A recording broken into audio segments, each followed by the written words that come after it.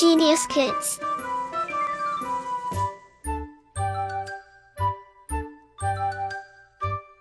Cultivating love for learning. अध्याय 11 काल और वाच्य टेंस एंड वॉइस। काल टेंस। निम्नलिखित वाक्यों को पढ़िए। 1 वह दौड़ रहा है। 2 हम पढ़ चुके हैं। 3 वह कल दिल्ली जाएगा। उपरोक्त वाक्यों में कार्य संपन्न होने के समय का बोध हो रहा है। वाक्य 1 में कार्य वर्तमान समय में संपन्न हो रहा है।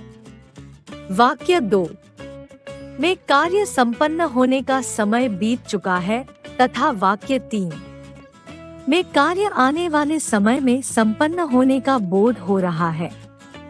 अतः तीनों वाक्यों में कार्य संपन्न होने का अलग अलग समय ज्ञात हो रहा है। क्रिया के जिस रूप से कार्य के होने के समय का बोध हो उसे काल कहते हैं।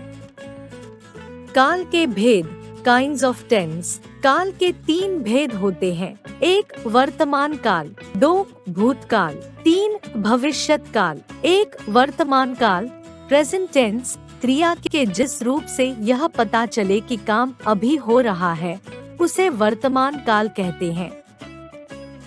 इन वाक्यों के अंत में हूँ हो जुड़े रहते हैं, जैसे 1 वह प्रतिदिन सुबह नहाता है। 2 वे लड़कियां मंदिर जा रही हैं। 3 मैं सदा सत्य बोलता हूँ। 4 तुम अच्छा पढ़ते हो। 2 भूतकाल पास्ट टेंस। क्रिया के जिस रूप से यह पता चले कि काम बीते हुए समय में पूरा हो गया है भूतकाल कहलाता है। इस काल की मुख्य क्रिया में आ, ई, ए जुड़े रहते हैं। कई बार क्रिया के साथ था, थी, थे का भी प्रयोग होता है, जैसे 1 स्वाति ने अपने भाई को पत्र लिखा। 2 समीर स्कूल गया। 3 शुभम के स्कूल का कल अवकाश नहीं था। 4 विशाल कल घर आया था।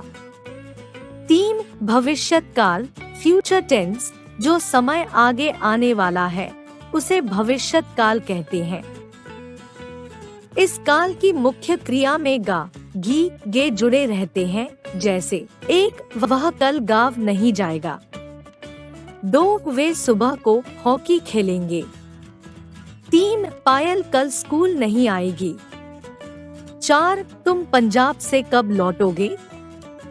वाच्य वॉइस। वाक्य में प्रयोग होने वाली क्रिया कर्ता कर्म या भाव के अनुसार होती है। क्रिया के रूप से ही पता चलता है कि वाक्य में कर्ता कर्म या भाव में से किसकी प्रधानता है। वाच्य क्रिया का वह रूप होता है जिससे पता चलता है कि वाक्य में कर्ता कर्म या भाव में से किसकी प्रधानता है। निम्नलिखित वाक्यों को पढ़िए। 1 राधा परीक्षा की तैयारी कर रही है। कर्ता की प्रधानता। 2 यहाँ संस्कृत पढ़ाई जाती है। कर्म की प्रधानता। 3 मुझसे अब चला नहीं जाता। भाव की प्रधानता। इन वाक्यों में अलग अलग शब्दों की प्रधानता है, इसलिए ये अलग अलग वाच्य में है।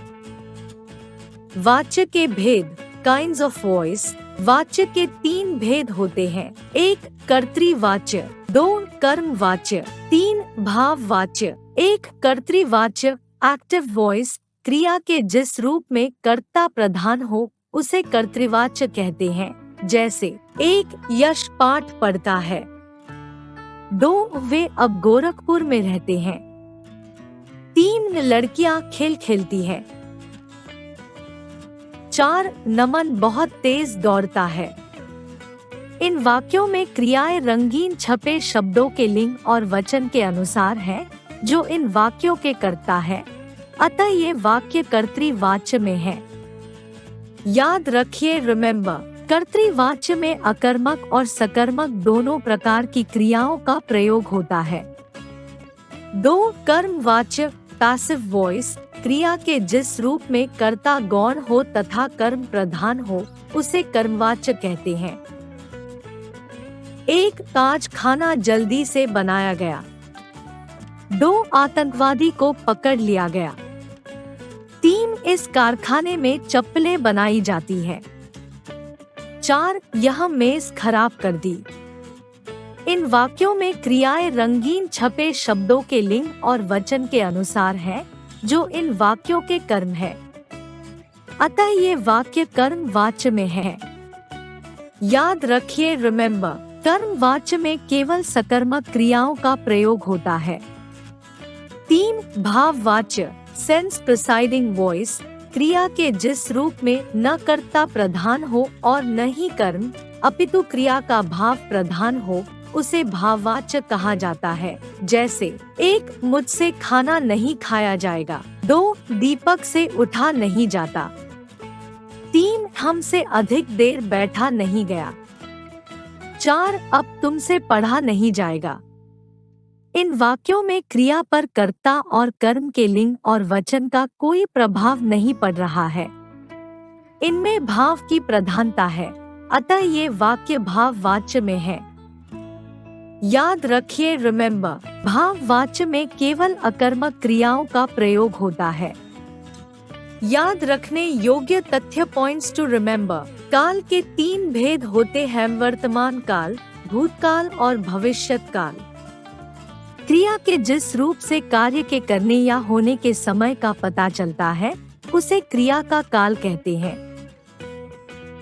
वाच्य के 3 भेद होते हैं, कर्तृवाच्य, कर्मवाच्य और भाववाच्य। वाच्य क्रिया का वह रूप होता है जिससे पता चलता है कि वाक्य में कर्ता, कर्म या भाव में से किसकी प्रधानता है। कर्तृवाच्य में अकर्मक और सकर्मक दोनों प्रकार की क्रियाओं का प्रयोग होता है। कर्मवाच्य में केवल सकर्मक क्रियाओं का प्रयोग होता है। भाववाच्य में केवल अकर्मक क्रियाओं का प्रयोग होता है। Like, share and subscribe.